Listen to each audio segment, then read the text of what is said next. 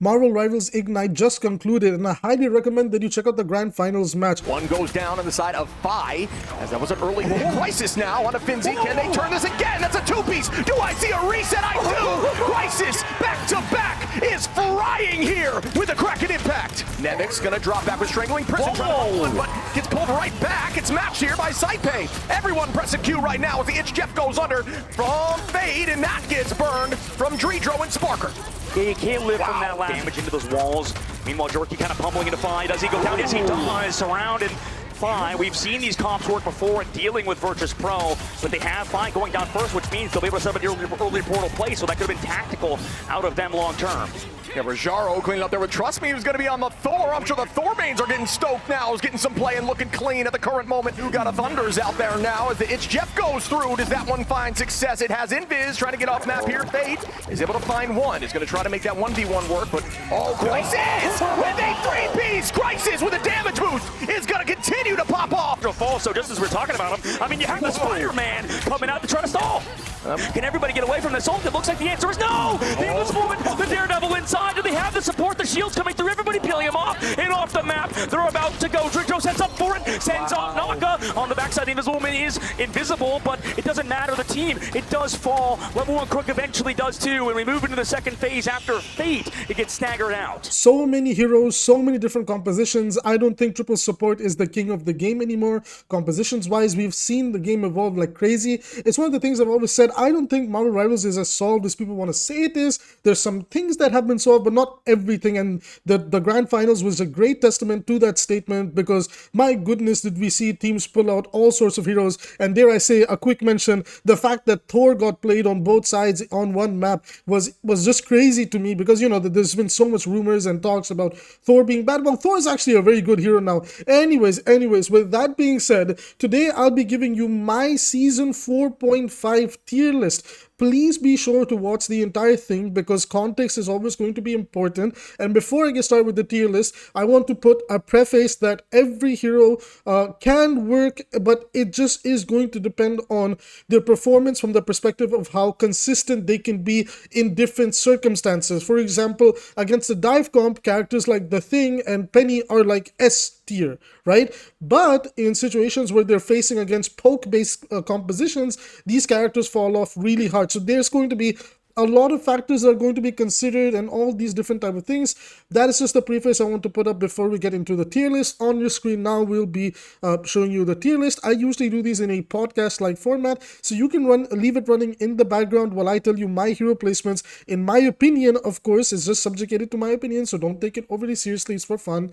With that being said, let's get started with the tier list. Adam Warlock is very interesting. Now, they've tried to help Adam Warlock quite a bit in the double support role with some of the changes that they've given him, but unfortunately, Adam's just one of those characters where the downtime in his healing is too high. His ultimate also just works so much better when you are in triple support rather than double support compositions. That's not to say you can't run him in double support, but he is just very good in triple support. Although before he was the king of triple support, he's kind of been, you know, cast aside by the next character that I'm going to talk about that is just enabling a better version of triple support, and she is the queen of that composition. It's Mantis. Mantis is one of the best supports right now. You can definitely play her as even in a double healer comp. You can definitely play her, but she works the best in those triple support compositions when people can make up for her downtime, and she's allowed to be a lot more aggressive and go absolutely crazy. So Mantis and Adam, two of our Guardians of the Galaxy. Adam's going to be going into C because he is niche. You are usually playing him in the triple support scenarios, and in that niche, he's very good. In other circumstances, he's just C tier in my opinion. Like, he can perform. You'll have some games where it works out really well, but overall consistency-wise, I don't think it's good enough to move him into B, A, or S. That, and I think that there's just other characters, even in the triple support composition idea and style, that those versions of triple support are performing much better than Adam's version. So that's kind of why Adam's dropped down to C tier and Mantis is currently at S tier, because the the damage boost and the speed boost and just everything that Mantis brings onto the table just allows for much more consistency and, most importantly, team fight control. Moving up ahead with our tier list, it's Black Panther. I'm gonna keep it real with you guys. I think Black Panther is good, but I do think the nerfs are beginning to catch up to him. I think the community is getting better at dealing with him. He reminds me of like when everybody was new to the game and people saw Iron Fist as like the #1 like flanker, but as people got better at the game, they were like, you know what, Iron Fist is not that hard to deal with. Now, even I'm not going to deny, I play Black Panther and I've played against him. I can't deny that I also hate the one-frame dash combos. I think anybody that plays Black Panther also agrees that we would rather take better quality of life, maybe a little bit of brawl potential for the character so that he has something to do when he's not diving around, and just remove this, like, you know, this one-dimensional playstyle. Like, he is really fun to play. He is very strong in certain circumstances, but there are other better choices that, sadly, for me personally, I'm going to put him in B. Now, I am around the high rank, so I will respect that if you think he's an A-tier hero. But I do think, again, like, he's not bad, right? I just think there's more to compete with, right? That, and people are now waking up to another composition that does a really good job of countering Black Panther. Spoilers alert, that's the Paw Patrol comp, and I'll talk about Paw Patrol because they're going to be the highlights of the S tier, and we'll talk about them a little bit later. So Black Panther is down in the B tier, in my personal opinion. Black Widow is going to be niche, and she's going to be good. Now, Widow's particular niche in the game that's been churned out, other than the fact that you can, you know, Mantis can damage boost the crap out of her, and you can get some one-shot opening picks and go crazy, especially on, like, the Clintar attacking side map, the payload one, right? The hybrid map. So you know, the one with the big-ass sight lines is the payload one. The other ones are all King of the Hill, right? And Resource Rumble. So, you know what I'm talking about. Black Widow, she's not that bad, but she still needs help. I would rather not that they look at the way her guns work. I'd like for them to look at how her melee works, and every time if she swaps to her batons, give her like a fun melee playstyle. Like, just lean into it, right? I don't think it's fair that Black Widow is such an iconic character, definitely in the top 10 of Marvel, is in such an awkward state, right? Like, she is good in her niche. She is a very, very good, maybe even top 3 anti-dive character, but she requires so much skill to play that just, like, there's just better things to play. Why would you play her and stress out over, like, the fact that you're not allowed to make a single mistake? Otherwise, the whole fight falls apart because of you, and you have the stress of making sure you get picks, otherwise your character just does nothing. I will say her ultimate is extremely underrated. It's very powerful, but still, at the moment, she's a bit of a niche pick. Moving on over to Captain America, I don't care what anybody says. Cap is still really good. He has survived nerf after nerf after nerf. Captain America's ability to bring basically a 4th or 3rd support ultimate, his ability to distract people is just so damn good. His ability to force out resources and enable the rest of the team is so good. Now, the problem with Captain America is that when he's on your team, the stats will never reflect it, guys. Captain Americas will never ever necessarily have a high amount of kills. If they do, that's amazing. But more often than not, your Cap player should be really good at resource baiting, right? And if you look at the highest levels of play and how, like, the best of the best Captain Americas are playing, they're so good at enabling their teams. They're so good for peeling for their teams. It's just, to be a very good Captain America, you have to have really good game sense. If you're lacking in game sense, you're going to be a bad Captain America. I hate to say it, because you must be aware of when to engage with the team. What cooldowns did they use? Then I need to disengage. Then, oh my god, they're diving my backline. I'm going to go peel for them. I should probably use my support ult to keep my backline alive so they can keep me alive. These are the things that are extremely crucial for Captain America. Then it's like, oh, my Bucky's going in, my Iron Fist is going in, my Magic's going in, my Daredevil's going in. I need to go run with them and help them. My Venom is in. So these are the things. All of it comes down to game sense. So Captain America, definitely, in my opinion, the top of the dogs when it comes to the tank role. Moving on to our next pick is going to be C&D. Now, C&D, in my opinion, she started very, very well into the season, but as people have caught on to, once again, spoilers alert, Paw Patrol, I kind of think Paw Patrol brings the utility that C&D originally brought, and they kind of forced her down into the A tier, where I think Cloak and Dagger is good, but again, like, Cloak and Dagger is good because, yes, they, all of them, like, whatever, both of them bring really good sustain to the game. They're very good as main healers, and the Cloak Wall, the Discord Wall, the Suzu, the invulnerability, the Cloak Wall, the Cloak, or whatever you want to call it, the dimension that he takes everybody in and you're invulnerable, it's still very good, but the thing is that the value that the other supports can bring, and especially since that niche of allowing for more aggressiveness, if you're a really good Cloak, that's just amplified by what Paw Patrol is doing, because Paw Patrol takes what C&D was good at and they do it 2 times better, at least in my opinion, right? Moving over to Doctor Strange, I'm gonna keep it real with you guys. Doctor Strange definitely top of the dog. He's definitely an S tier tank. Again, S tier is the top of the tier. Like, they're very, very good at their job. They're very, very consistent. If you know what you're doing on them, you're always going to have a good time. Doctor Strange, you know, I love him. He's actually my favorite tank to play. So really happy that he's in a very, very strong spot. You know, I have a lot of characters I like playing in this game, but Strange definitely top 5. Very fun loop. They took the best parts of Reinhardt and Sigma and created this absolute gorgeous tank. So I love him a lot. Groot saw pro play. Groot is very, very strong. He definitely does struggle against certain compositions, and he doesn't like the lower healing but higher utility compositions, because Groot's niche is that he does bring his own utility. He doesn't really care if there's utility on the team. Now, you can make Groot work in most circumstances. There are characters you really don't like seeing, but one of the things that I feel like is being slept upon, that I discussed with a couple of coaches and even pro players, is Groot is very good at shutting down Daredevil, and that's actually going to be, a spoiler alert, an S tier character later on that we'll talk about once we get there. Now, Hawkeye, I hate to say it, man. Hawkeye, he's not bad, but he's kind of like Widow. Like, he's like Black Widow, but he's actually a little bit more consistent at his job and the things he can do. He's not bad, but he's not good either. He's just kind of okay, and I think it's okay for a Hawkeye to be in a position like this. Every now and then, you're in a bit of an awkward circumstance where you need a Hawkeye, maybe like, you know, against compositions like Penny and Thing, and Hawkeye is really good at dealing with both of them. That's a niche where Hawkeye can kind of pop out, but a Hawkeye specialist can pick him up and definitely dominate lobbies. I've done it. I've played Hawkeye here and there this season as well, in both 4 and 4.5. So he's not overly bad. He's just okay. You know, there's like better options right now. Speaking of better options right now, the queen of the DPS role is back. She's taken her crown by storm, and that's Hela, the Asgardian goddess of death. Yes, I think that's the title. Hela is back on top, and, you know, the nerfs to Phoenix were a lot, and it definitely pushed Phoenix down a couple of tiers. And, you know, we'll talk about Phoenix once we get there, but Hela, like, they've been quality of lifing her, they've been buffing her in different aspects of her kit that isn't her damage. All of that begins to add up, and she's become a great pick now, especially on payload maps and some of the more longer sight-lined maps, like the Resource Rumber Clintar map, right? So Hela's found her place back in the game. Great ultimate, great survivability, great ways to take fights. She does struggle sometimes if you close the gap and duel her. Like, Captain America is a very good counter into Hela too. Both of them can play around each other as well, but definitely it's much harder for Hela to get value when the Cap is pretty much babysitting her and she cannot, like, 2-tap your team. So that's just advice for both Hela and Cap players on what to look for when you're playing either of them. Now, moving on over to the next tag. I personally, this has nothing to do with pro play. I don't remember if this character saw play in the grand finals lately, but he did say some play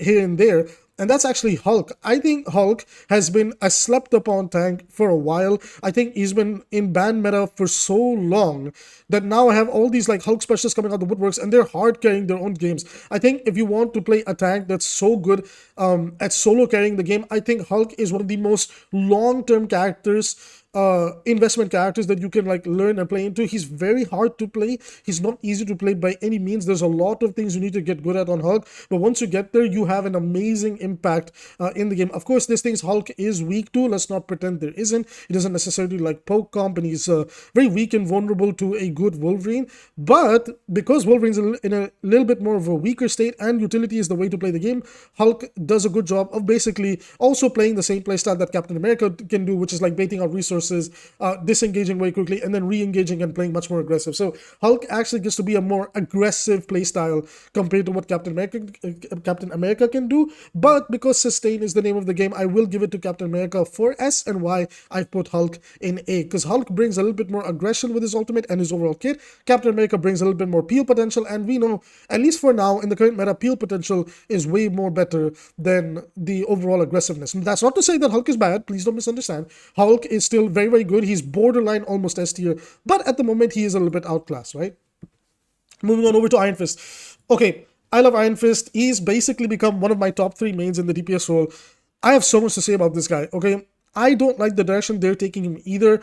I don't like how pathetic his damage can be into the squishies sometimes, especially if they're being healed, or especially if there's a C&D bubble in the department. But I will say, I do notice the power increase against tanks. I find myself gravitating towards him a lot now instead of Wolverine when I feel like I need to deal with the tank, because he's so good at sustaining and then taking brute, like, head-on fights with those tanks. He's not that bad as a diver either. Like, you'll have your moments where you're going to be disengaging a lot more than before, which makes it very difficult to play because they completely messed up his movement, and they nerfed his movement, they nerfed the way he like latches onto targets. So there's actually a lot of skill that comes with playing Iron Fist. Like, his skill floor is very low. He's really easy to pick up and understand, but like mastering Iron Fist takes a lot of skill, because it's all about your game sense. He's like the DPS version of Captain America, where it's not necessarily about damage, it's a lot more about the overall impact they bring into the game. And then of course, like, over time, a good Iron Fist will pop off. So he can definitely do good damage, he can definitely pop off. I'm not going to put him in B tier. Now some people might be like, wait, really, you put Iron Fist over Black Panther? Look guys, I personally think that Black Panther moves up to A when he has the Hulk team up, but I'm at the moment looking at the characters individually, because if Panther doesn't have sustain and he messes up any of his cooldowns, he's basically screwed. Iron Fist can at least, engage safely, disengage. He has so many disengage tools, he can heal himself. Overall, sustain is the name of the game, and any character that can come in with a sustain system for themselves, they're obviously going to be a little bit better. Now, Iron Fist is more of a brawler, not a diver, so that's another thing we have to think about. Iron Fist is unfortunately now a brawler, even though I did prefer his dive playstyle. You can still dive with him with your dive tanks, but you just have to always be aware that I must only use my kick if I have to confirm a kill, and if it's not looking good in a nanosecond, I should just 360, 180, get behind and go back to my team with my kick, and then wait for my cooldown to refresh and then re-engage. So Iron Fist, again, I don't like his direction. I see the vision. I'm not fully a fan of it, but I can't deny that, yeah, I definitely feel the new power. Again, I just wish he was more of a diver, not a brawler, but I'm enjoying him still. I do really like playing him. He's really, really fun. But there are circumstances where he doesn't work, and that's why he's in A and not exactly in S. Moving on over to the next character that I think is B, it is got to be Iron Man. Now, with the hit scan domination in the game, Iron Man is struggling, right? It's like a good Iron Man specialist. I am an Iron Man specialist as well. You can definitely make Iron Man work in circumstances, and even against some really bad hit scan, you can get away with playing Iron Man. But more often than not, people, again, like, as people get better at the game across all tiers, as people have gotten better, they're dealing with the Iron Man better. He's a fat refrigerator in the skybox that shoots ice, and it's like really easy to see him coming. He announces everything on a megaphone, so you know where he is, what he's doing. His rocket, like, thrusters are so loud as well.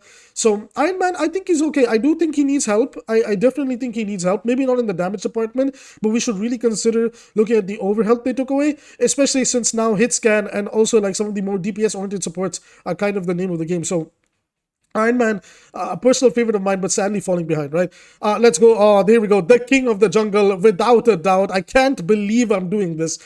Jeff the Land Shark is the best character in the game. He, again, is like Iron Fist, where he has a very manipulative skill floor that he looks really easy to play, but at the higher levels of play, the better you get at Jeff, you realize, man, this character has a lot of skill expression. This character has a lot of things he can do. In fact, there's a good argument to be made that the rework actually made him an even better flanker support and allows him to do the things he's meant to do much more better. One of the examples I want to talk about is how Paw Patrol has taken over the game. His best friend in crime is none other than Rocket and Venom. These three were the composition in pro play that were slowly beginning to destroy triple support, and people were struggling to understand why. One of the reasons why is it's hard for like the triple support based compositions to deal with the Venom that's in their front line, and it's easy for Jeff and Rocket to avoid any of their dives or their rush pushes or whatever.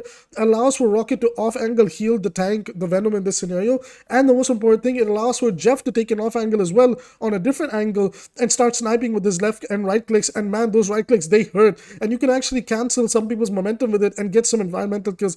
Jeff the Land Shark is a very, very mysterious character in that I think 99% of the people that play Jeff don't actually understand how to play Jeff and the heal bot on the guy. But when you get those DPS Jeffs that know how to balance healing and damaging and then going for those big, Jeff ultimate kills, Jeff is just the best support in the game. And even pro play was able to prove that, because even in the double support comms, Jeff was definitely a staple and the other characters were adjusting to the Jeff pick, which again, I cannot believe I'm saying these words.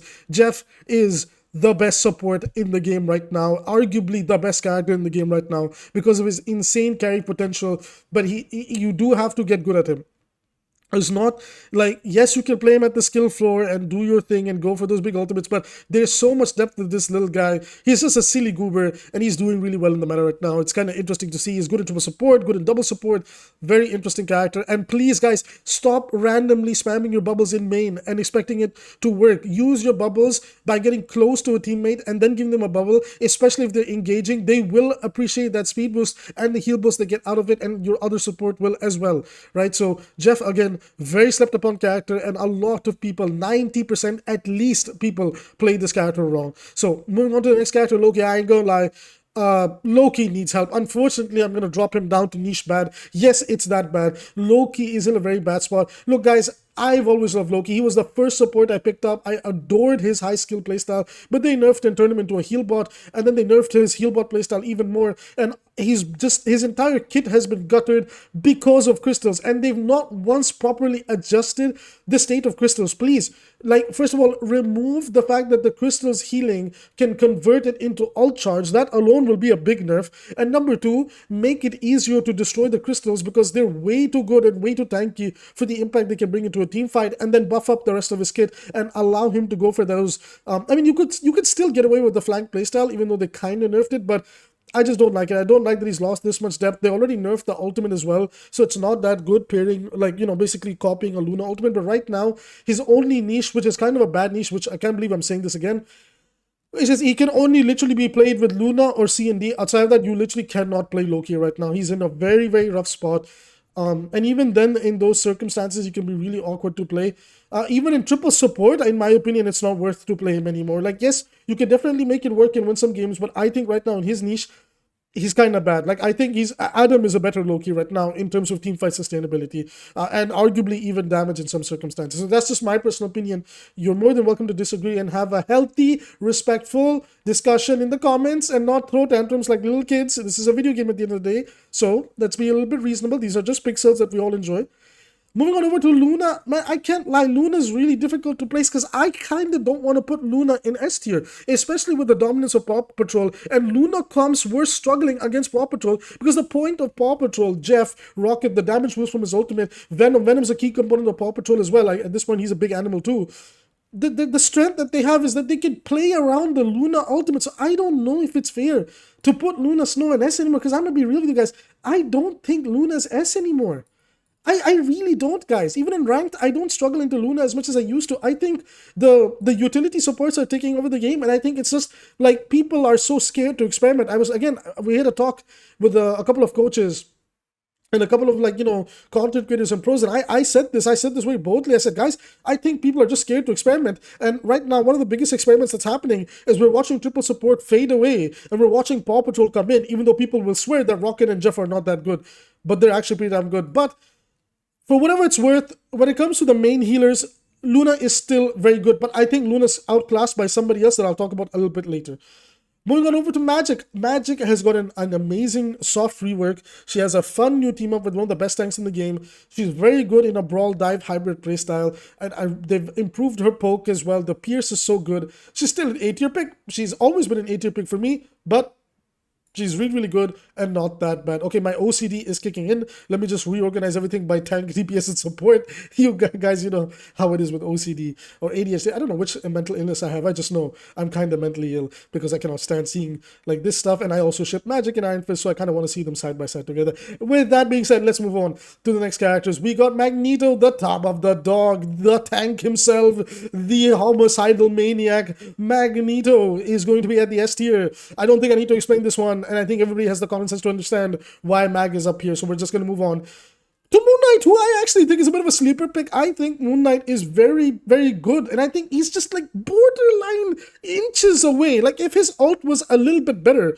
and it was the ult that he had before the nerfs, Moon Knight, excuse me, has gotten so much better that I think people are sleeping on him. Now, he does struggle into the current meta just a little bit, but if the meta was to shift and we were able to keep around Paw Patrol, he fits really well into Paw Patrol, especially when the Venom dives in. The Jeff takes the off angle to do to DPS with the Venom, you can just throw an Ankh, pull people back into the Venom tentacles, and then follow up from there. There's a lot of strategy in these type of things, guys.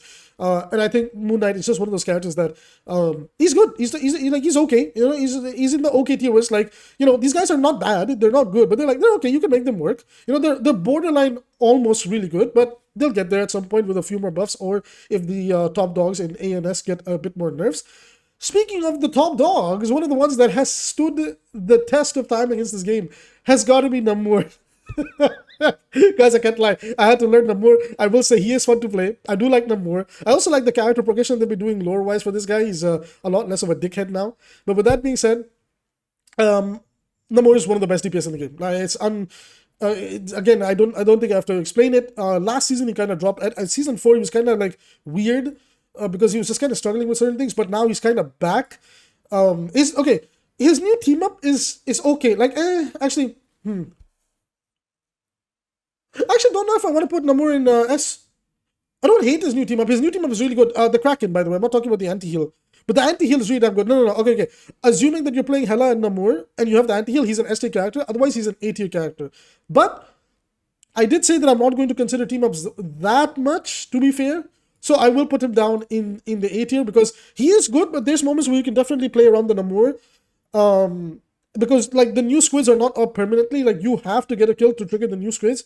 And if you kite when he uses the new big AoE anti-heal splash and survive it, then, you know, he is exposed. And again, like, neutral Namor is, like, good. He's A tiers. Still a very, very good character, but with team up, he's even better. But for now, we'll put him in the A tier because I think he's A tier, right? He does kind of struggle a little bit with the damage sometimes when he doesn't have the team up squids around. Moving over to Penny. Now, this is a boiling hot take. I think Penny is good. Now, she didn't really get played at Pro Play, if I'm not mistaken. But I think Penny players, as they're getting, because they're mostly specialists, right? A specialist is a type of player that like solely dedicates their time to learning one character and every single matchup and how to be good at that matchup.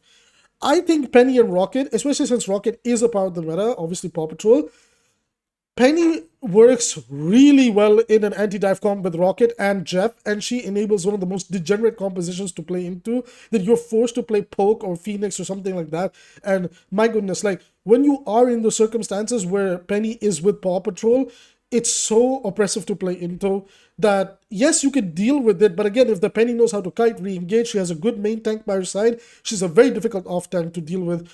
I think people are personally sleeping on Penny. I really don't think she's that bad. I don't even think she's B tier, if I'm being honest with you. I low-key think she's a bit of a slept-up-on tank.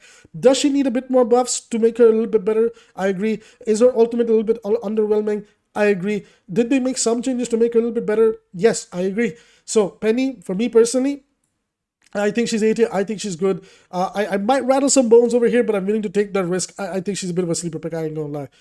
Psylocke, man. Psylocke, she's just... we nerfed her, and she was bad for like a month. And then they were like, you know what, gig above this character again. And just, like, Guang, just come on, Guang. I love Psylocke too, but, like, we didn't need to buff the ult, brother. We didn't need to buff that ult. The ult is unbelievably strong. Guaranteed 2 kills at least now. Right, definitely the neutral is weaker and you definitely feel it. I wouldn't exactly say she's an ultimate bot that more people are just saying. I think you could still have a very good neutral impact. Again, if you're paying... I just hate bringing this up because this is the meta now. We are under Paw Patrol rules. Like Paw Patrol is the best comp in the game. Venom, Jeff, and Rocket they're the go-to comp. I would argue it's Venom, Jeff, Rocket, right? Then it's like a good tie between Brawl, Poke, hybrid comps and triple support comps.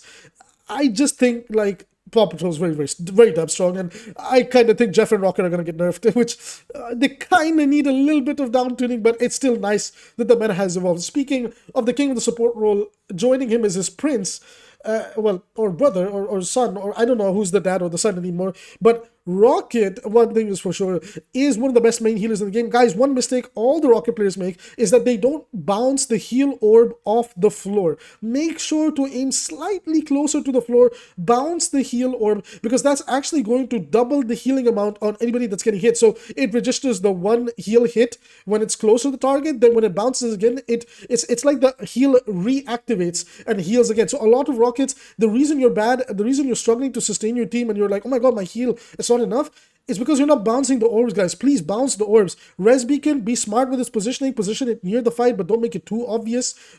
Do take your armor packs. It makes a big breakpoint difference. And your ultimate counters all the sustain ults in the game now. Like, it's just so good.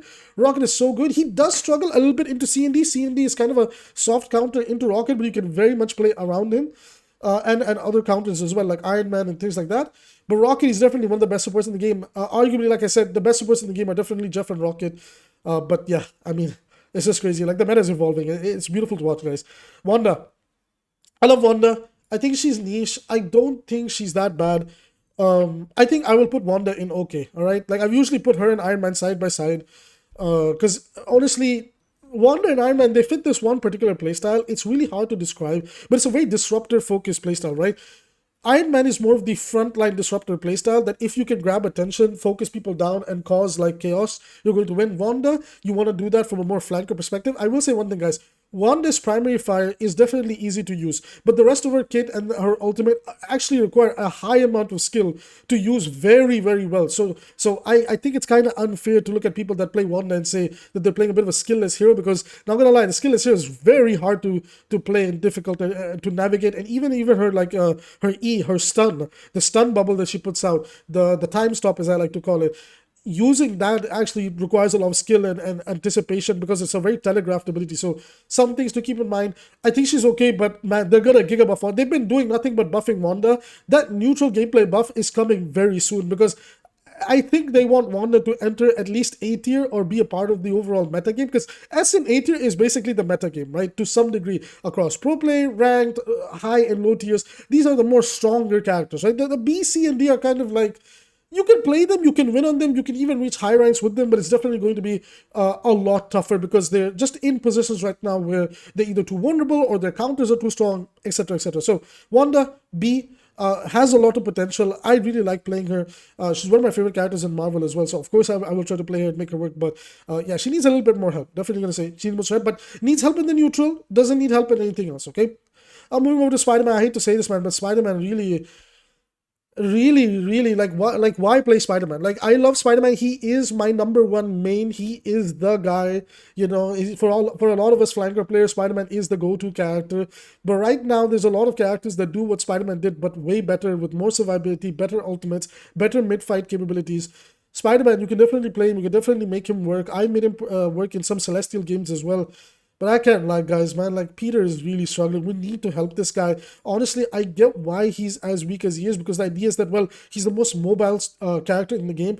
Honestly, just nerf his web swing. Like, make it so that you charge web swings up over time in a match. So you start with one web swing and the next one is charging up slowly, right? And give him some mid-fight potential. If he's landing his combos, or if he at least lands his F, like the uppercut, he should generate some overhealth so he can actually chase the target and commit to the fight. And that's actually a good thing, because the good thing about Spider-Man committing to a target as well, it gives the other target a window to punish him, right? Because he's not swinging around. So it's in a way you kind of manipulate Spider-Man players to sticking and committing to a fight, but also at the same time you make people turn around and deal with him a lot better, because he's on the floor trying to secure kills. So that's the way I see it. That's how I would rework Spider-Man personally. Again, I know they prioritize the hero fantasy, but come on, if the hero fantasy is going to keep the D tier like this garbage, it's just not fair. Especially since two of these characters, they're actually like pretty high skill characters that need a lot of time and effort to actually, like, you know, make them work well, right? Moving over to Squirrel Girl, I've been saying this for a while. I think people are sleeping on Squirrel Girl, man. She's really good. I really think Doreen is not that bad, really. Like, I think the thing is again, it's like I think about Doreen, Squirrel Girl, the same way I think about Jeff, where majority of the people just turn their brain off and spam in a choke. But if you lead your shots, you know how to use the ultimate, where you can like make it bounce in between different walls and like just insta delete people. My god, man, a Squirrel Girl specialist is like one of the scariest things to run into in this game. And she can also do a really good job of dealing with the flyers. And she's like a really good surprise pick into the poke meta as well. So just don't sleep on Squirrel Girl, man. She's good, and she's really good into the barrier tanks. Like Magneto doesn't have enough uptime. Even I think like people forget, like, when there's a good Captain America, one of his best counters actually is Squirrel Girl. So she's just one of those characters that like people just, you know, like, she's a low elo demon, but I think she's very good in high level play as well. because people just don't know what to do against her, right? Like when you know what you're doing on her, they struggle, right? So Doreen, people sleep on the character a lot. Moving on over to Star-Lord. The Star-Lord was struggling because of the sustain in the game, but now because utility is kind of the king of the game again, damage boosts are back, speed boosts are there, the mid-fight is a little bit more important. Star-Lord definitely in the top tier, in my opinion. I don't think I need to break it down any further. You guys know what he does. He was top tier in Season 1 and 2. 2.5 he kind of dropped out because, you know, sustained dive took over. But yeah, Star-Lord kind of back on the food menu now. It's pretty good. One thing that surprised me was that Storm, you know, we thought Storm was a bit of a niche character. I do still stand by it. But she did say some play in pro play across some maps, the more straight line maps, and, you know, it's easier to lead her shots and everything. She can also, you know, combine her ult with the Jeff really well. So I will say Storm, even though I kind of want to bump her up to B, which maybe I'll be a little bit more forgiving and put her right next to her soon-to-be husband in the next season, T'Challa. I will say Storm could use a little bit more buffs, okay, but I don't think she's that bad. I think either she's a bit of a niche character, but she's good at her niche, or she's actually generally okay if you play her. Like, nothing over the top, but good enough to where you can play her. And especially since you're going to be seeing a lot of Jeff, hopefully you're seeing a lot of Jeff. She has the strongest ultimate combo with Jeff that cannot be out-healed, which is pretty much a guaranteed team fight win if you use it well with your Jeff. So Storm personally gets a very big thumbs up from me. Moving on over to the next S tier character is Punisher. If for some reason I need to come back and explain to anybody in the comments why Punisher is good, I only ask you one question. Are we playing the same game, brother? Alright, that's all I ask. Anyways, moving on over Thor. Okay, I'm going to do Thor and Angela together because, you know, brother and sister. And I'm sorry if you guys hear me like breaking my chair in the back. My chair is a little bit broken and it makes all these weird noises, so please bear with it as I lean back. Thor is actually pretty damn good, and on that same note, his sister is also pretty damn good. Wait, let me put them in the tank section real quick. I think, yeah, okay, there we go. I like it like this. Yeah, I think, like, okay, well, I can't, like, redo all of this from order of who's better than each other, but I might as well just put the brother and sister together. But yes, okay, so Thor is so good. Even though Thor could use something to help with his sustain problems, his overall impact as just a brawly, pure damage tank can be so useful. His new ultimate that can basically, like, stun people once he drops down, and he's much faster, and it gives him the edge he needs to really shut down a fight if you've been able to make the pick work. And we saw him in pro play, so, man, Thor, don't sleep on the guy. Do learn him. He's definitely one of the harder to play tanks. It's kind of like Groot, where Groot and Thor are in that same niche where they're really good damage-dealing tanks. And even though Groot has good survivability, he's still, just like Thor, very reliant on a main healer to keep him up. But if you have the sustain or if you have good DPS applying a lot of pressure, playing Groot and Thor is a cakewalk. It's just really fun. And now moving on over to Angela. Actually, I might put Angela on top of A, or I won't lie. I'm going to take a risk, guys. I'm going to take a risk. I know I'm going to piss off a lot of people. Angela is S tier in my opinion. Angela is S tier specifically on her maps and on her niches. And when you have an Angela specialist, I've actually been learning, and I made the guide on Angela. Please do check it out. I'll flash the video on screen now or something like that. And do check out the guide. I think Angela is the hardest to play tank. She is a flying Captain America, and if you know how to play Cap and you just carry that idea and skill over to her mechanics and the way that she plays, flying around, being an absolute cockroach, a nuisance, enabling dives, you're really good at peeling for your support. Again, every strength that Captain America has is amplified by Angela. And you have good, like, okay, like her brawl potential, again, it's just like Caps, like it's nothing over the top, but once you drop down, you peel for your supports, you're brawling somebody that's on them, you're giving them the overhealth. Angela is so good. The problem with Angela is, again, like, she's just like Jeff, where it's an easy to pick up character. It's definitely, like, I wouldn't say she's like a skill floor hero. Like, there's a lot of skill that goes into playing Angela well, but once you get going with her, and if you end up on maps like, you know, the Japan map, like, I think it is Shin Shibuya, the one with all the drops, right, where the Jeff eats people and drops them off the map, not the futuristic city, the more traditional looking city, right? For the life of me, I think it's Shin Shibuya. Playing her on Shin Shibuya or Krakoa, you are literally the server admin on that map because you can carry and throw people off the map over and over, and you just rage bait the shit out of people to where they just throw, and you get so much ult charge, and then your ult just grabs everybody, pulls them together, shuts down their abilities. if you have a good DPS line that follows up on that ultimate, you will dominate that game. You'll have so much momentum. It's going to be so hard for people to deal with you. And also, Angela herself is a great counter to all the flies in the game. The amount of times that I play Torch, Storm, and even Iron Man, and I don't even get that much of a problem with the hit scans. It's Angela that pisses me off the most. That, my God, this is Angela marking me, and if I don't leave the zone, she's just going to kill me. And sometimes even when I'm leaving with Iron Man or Torch, she chases me and kills me. And my God, a good Angela is one of the hardest things to play into, but she's a very, very tough tank. Highly recommend, guys, learn Angela. Check out my guide on Angela. She's a very good tank, but please, for God's sakes, don't feed on this character and don't think too long to make a play, because she is a character where you want to be very active and it's very easy to go into big spurts of downtime, so do keep that in mind. Moving over to the next S tier tank, it's gotta be Venom. Venom is one of the best tanks in the game right now.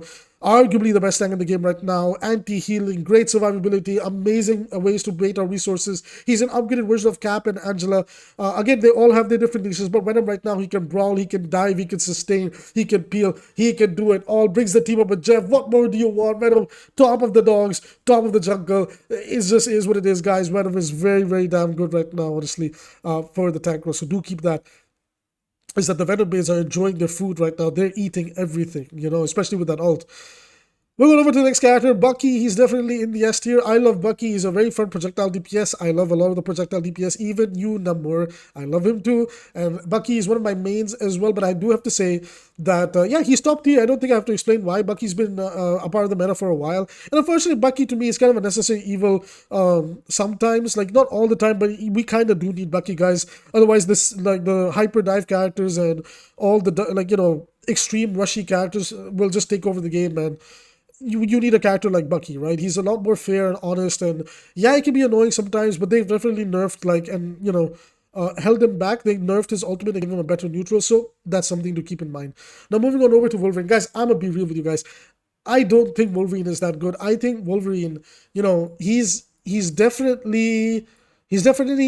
niche. He can definitely work in his niche, but by no means is he very consistent like these guys are, or even the top tier guys. I'm sorry, I can't for the life of me put Wolverine up there. He's very slow to play. He's very, and then if you miss any of your kidnaps, you're on a 15-second cooldown, and that's so much downtime of where a DPS on your team is doing nothing, and you need damage for all the healing of this game. So Wolverine, niche circumstances, if you're doing your job well, if you have momentum, if things are going well, he can definitely work. But again, in the overall, you know, mid-fight, he'll definitely struggle, right? So need a good Wolverine specialist to make him work, but like in the average games, you know, you might just not understand why this guy is not working sometimes, and that's okay. No, you know, characters should have strengths and weaknesses, and that's okay, right? Like, he's still good, but like the windows for where, like, his downtime is just too high, right? If they either dealt with the downtime or increase the attack speed of his kit, they could definitely, you know, make him an A-tier character. But I think he's fine where he is personally. Now, Mr. Fantastic,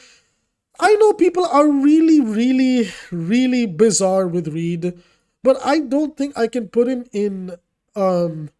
I don't think I can put him this low in niche good anymore, because I think, like, people play Reed wrong. Like, he has a very interesting skill ceiling, is that he's such a responsive character. He reminds me, if anybody's familiar on this channel, with Brigitte from Overwatch. He's kind of Brigitte, but if she was a DPS, where she is the ultimate babysitter pocket dive character, but a good brawl character, and he has decent poke with his arms. And the thing is like, you want to play Reed in two scenarios, right? And in those scenarios right now, he's very good, especially with the new stun buff they gave him. It's actually come up for me quite a bit, right? The way you right-click somebody and you can just, like, basically, like, you know, immobilize them from using mobility abilities. You can actually, like, counter Venoms with that as well. Although Reed isn't exactly the best Venom counter, that's just an example I'm putting out there for people to know. Reed is really good as an anti-dive tool because he's really good at dealing with a lot of the flankers in the game, especially the best flanker in the game right now, like Psylocke and Daredevil. He's really not that bad. Now, pro play is a different thing, so we're not going to talk about pro play, but in ranked, like, going, Reed jumping into a Daredevil and then forcing your shift and making him waste his resources and then, like, getting rewarded, reflecting damage, becoming big and beating his ass in, Reed is a pretty good counter pick for that, and that also applies to, you know, like, other dive DPS characters in the game. He can brawl out, like, some of the more, you know, like he's really good, hilariously enough, into characters like Doctor Strange Magneto and Emma. I think people really underrate those matchups for him. I think he's actually not that bad into them. Now, personally, does he need a buff? Yes, he does, right? Because again, like the niches you're playing him in is either you're hard pocketing one of your DPS. Like what I like to do is when I'm playing with my girlfriend and she's playing Magic and she's going in, I like to use Reed to just kind of like give her back shots. Yeah, go ahead, laugh it up. Yeah, I made the joke intentionally. Come on, we're all dirty-minded. I know. Our little gooner game, it was bound to happen, right? Anyways, moving on. So when I give her those back shots, she actually gets the more overhealth and she becomes even tankier. So now you actually have 2 extra tanks on the field with Mr. Fantastic and Magic running it down in main, and they're both like, semi-tanks that you also have to deal with. So it's really, really interesting. And same thing with your Thor. When your Thor is going in, Thor lacks sustainability. You can go Mr. Fantastic. Now, Thor, he's kind of like a DPS tank hybrid from the DPS perspective, but Mr. Fantastic is kind of a tank DPS hybrid, but he's from the tank perspective, right? He's more tanky, with his damage being a little bit low.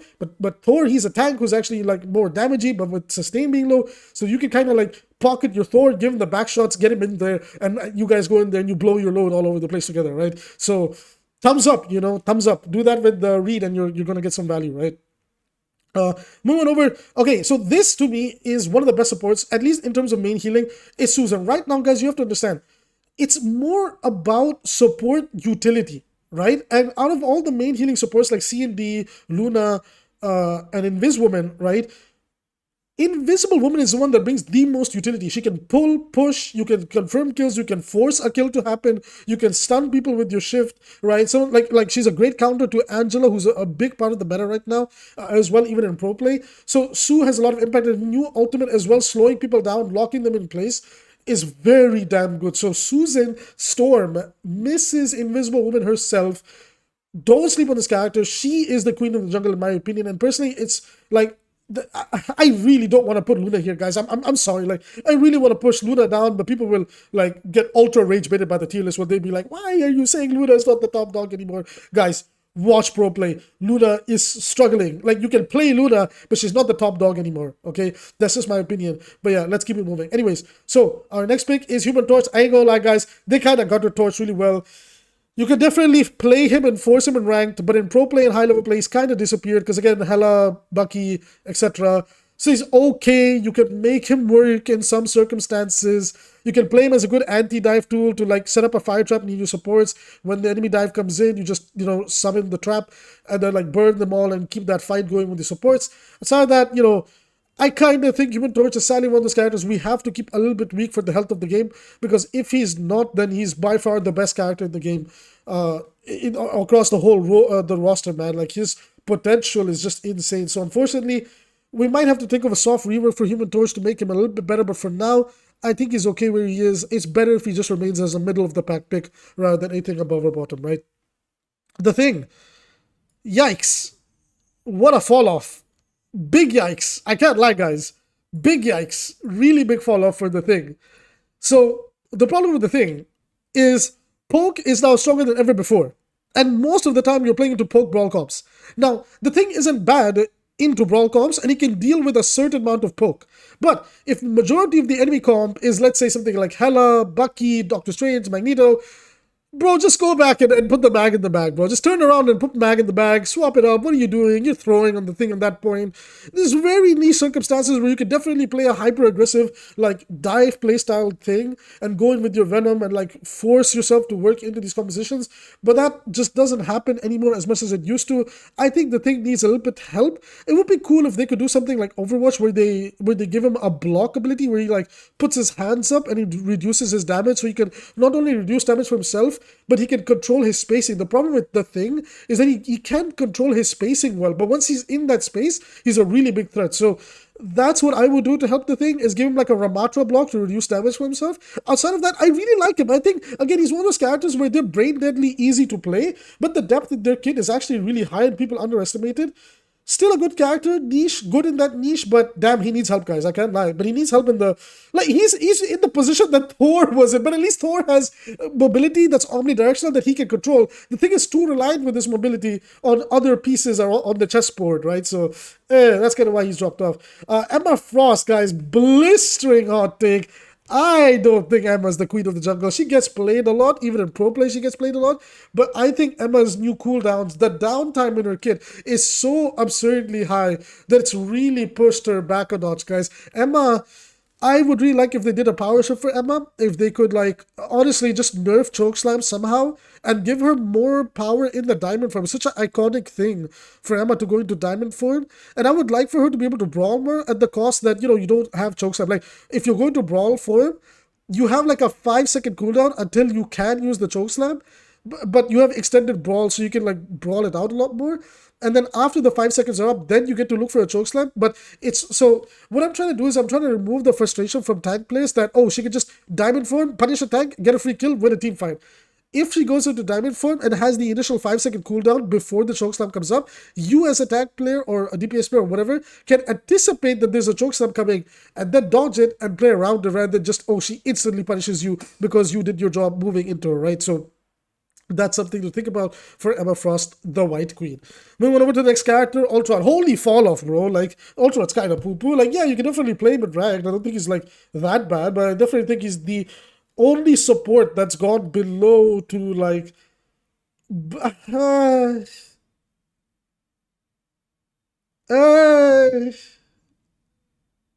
I don't know, because like outside of triple support, he really doesn't do anything. And now there's just better options for triple support. And even in A, I don't know. I don't even think he's an A tier pick. Like, you can play him, you can win games, so it's just not that good. Like, he's not that consistent. They hurt his overall healing. His overhealth generation is good. You can definitely, like, again, guys, like, you can play all these characters and win them in ranked. I'm just thinking about, like, the most perfect scenario. What does Ultron look like?